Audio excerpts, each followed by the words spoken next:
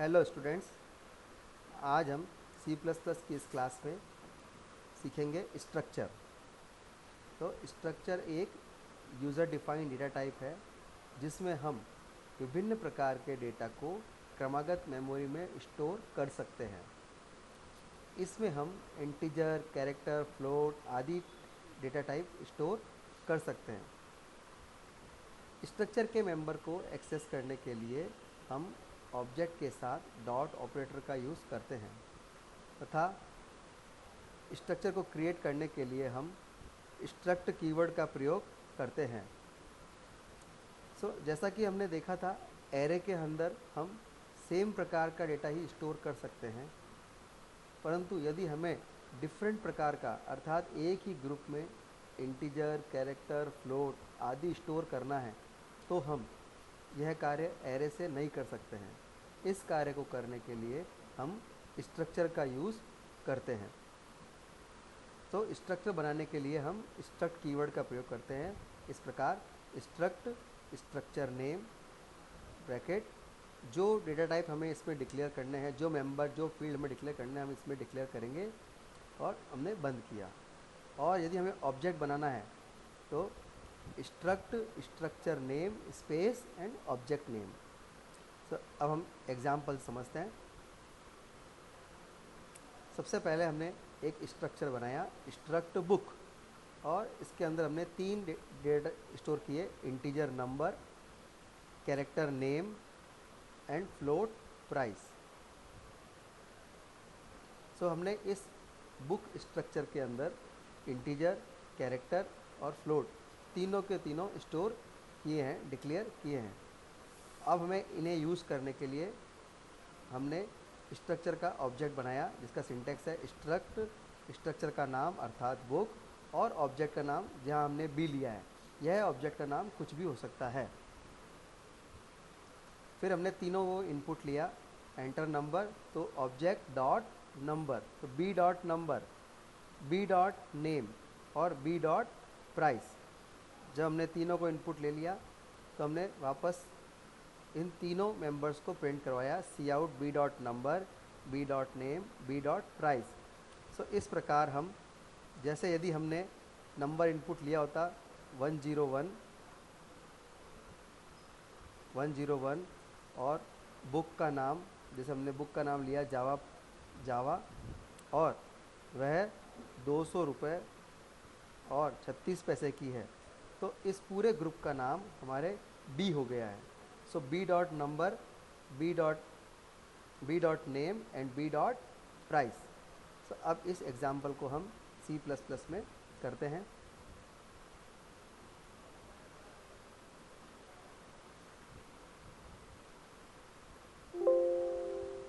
सबसे पहले हमने लिखा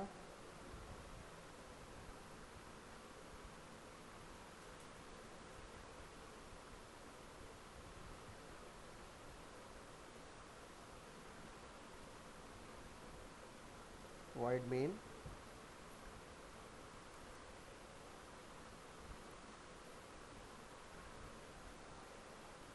हमने कहा struct book integer number, character name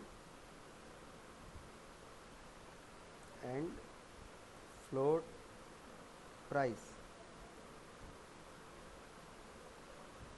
और हमने इसका ऑब्जेक्ट बनाया स्ट्रक्ट बुक बी। और हमने कहा, अब इनपुट लेने के लिए हमने लिखा सी आउट एंटर नंबर, तो हमने बुक का नंबर इनपुट किया, इसे तो हम लिखेंगे ऑब्जेक्ट नेम डॉट और वह मेंबर का नाम। फिर हमने लिखा C out enter book name, और हमने कहा C in B dot name. फिर हमने कहा सी आउट एंटर प्राइस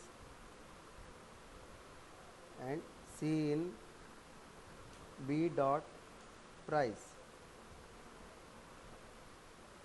जब हमने इन तीनों को इनपुट ले लिया, अब हम इसे प्रिंट करते हैं। सी आउट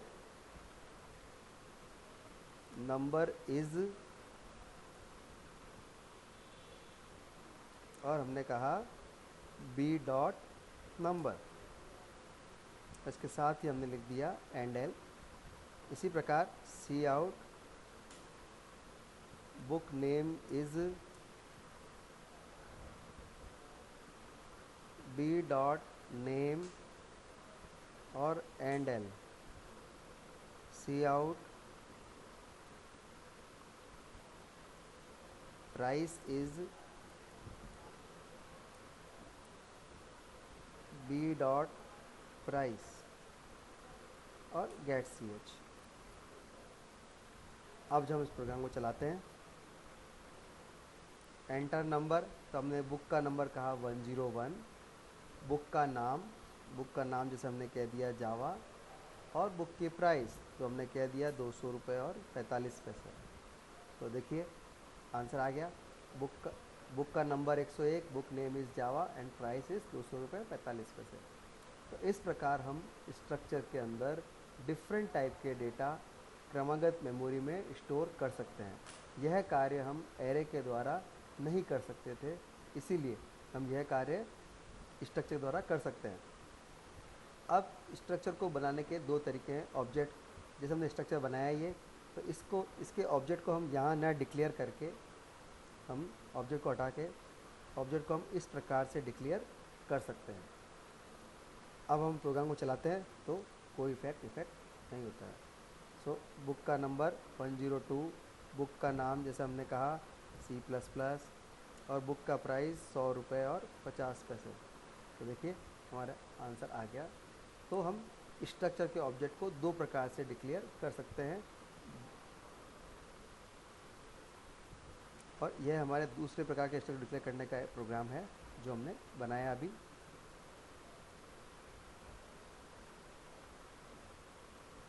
और यह आउटपुट है।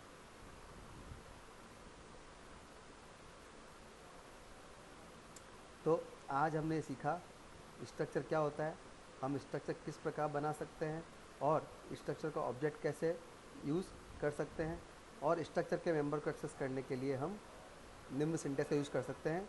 Object name dot member name. इस प्रकार हम स्ट्रक्चर के मेंबर को यूज़ कर सकते हैं, और हमने दो तरीके से बताया कैसे हम स्ट्रक्चर का ऑब्जेक्ट बना सकते हैं। पहला तरीका तो स्ट्रक्ट बुक बी, और सेकंड मेथड के अंदर हमने ऑब्जेक्ट का नेम स्ट्रक्चर के एंड के साथ ही लिख दिया था।